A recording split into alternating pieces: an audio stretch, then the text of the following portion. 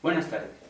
En este video vamos a hablar sobre la desaparición forzada de Rosendo Radilla Pacheco, un activista desaparecido hace 41 años en el Estado de México, y vamos a abarcar ciertos puntos sobre la sentencia que hizo que perdiera el Estado de México al haber violado los derechos humanos del activista Rosendo Radilla Pacheco.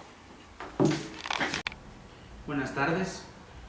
Esta tarde vamos a hablar sobre la desaparición forzada y sobre el dictamen de la sentencia al Estado de México de Rosendo Radilla Pacheco, un activista desaparecido en el Estado de México hace 41 años, al cual el gobierno del Estado de México violó sus derechos. Para ayudarme en ello, mis compañeros estudiantes de Derecho, Eli Morín, José Juan Samarripa y su compañero aquí presente, Jesús Alfredo, vamos a abarcar ciertos temas, ciertos puntos en específico sobre todo, que se usaron para dictar sentencia del Estado de México a favor de Rosendo Radilla Pacheco. Muy buenas tardes, soy el alumno Eli Morín de la carrera de Derecho. Esta tarde les platicaré sobre la sentencia del señor Radilla Pacheco, quien fue asesinado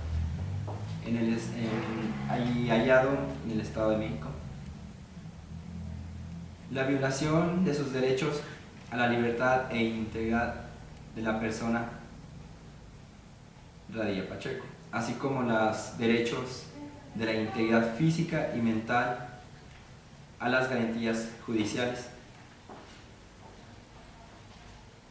La materia, debido a su proceso de los derechos internacionales, se llevó la jurisdicción militar y no respetó los estándares en ello.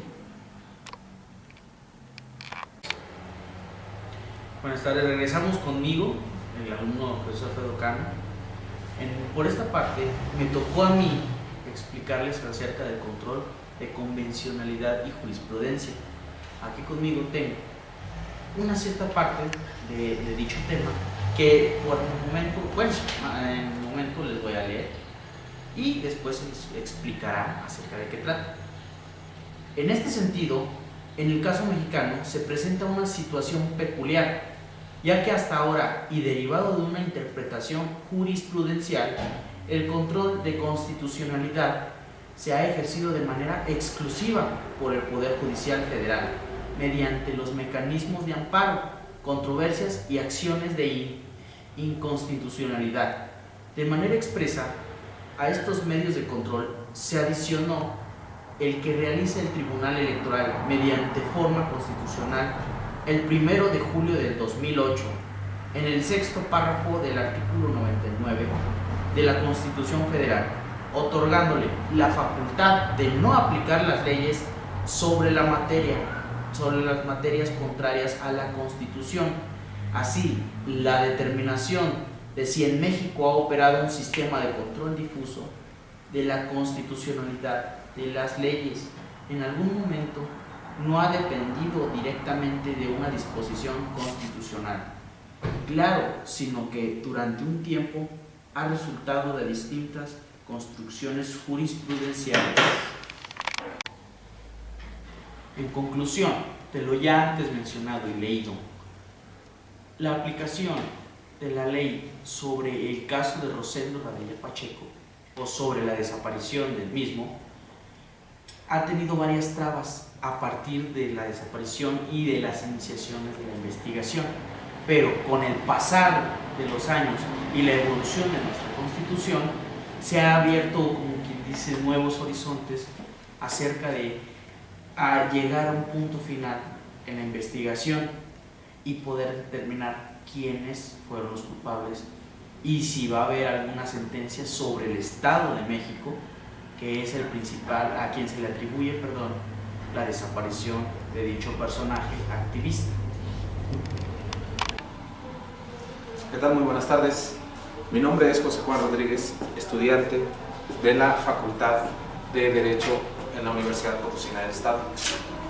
El día de hoy yo vengo con mis compañeros a tratar un tema acerca del principio pro persona, debido a la violación de los derechos de la libertad y de la integridad en el caso Radilla Pacheco.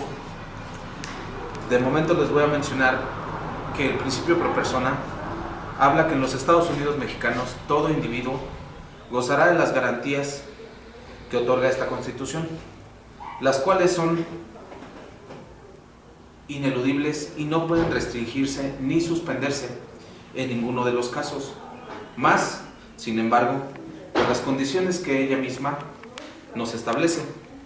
Esto quiere decir que todo hombre tiene el derecho de expresarse, de vivir, de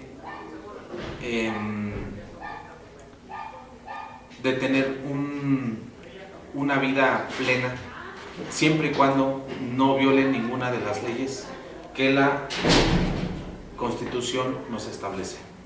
Por otra parte, les mencionaré también, con referencia a la Corte Interamericana, que habla o nos hace referencia a los tratados que esta misma nos presenta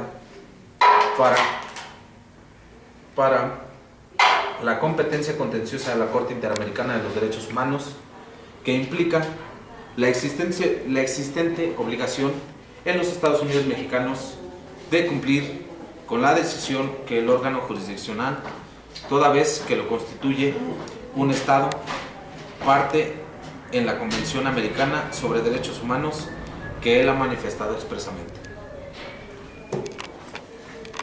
Para complementar, ya lo antes mencionado por mis compañeros Elisa Covil y Juan Samarripa, les voy a leer este pequeño texto y luego se los voy a explicar de manera breve y concisa. Fuero militar. Fuero de guerra para los delitos y faltas contra la disciplina militar, pero los tribunales militares en ningún caso y por ningún motivo podrán extender su jurisdicción sobre personas que no pertenecen al ejército cuando en un delito o una falta del orden militar estuviese complicado un paisano. Conocerá el caso la autoridad civil que corresponda.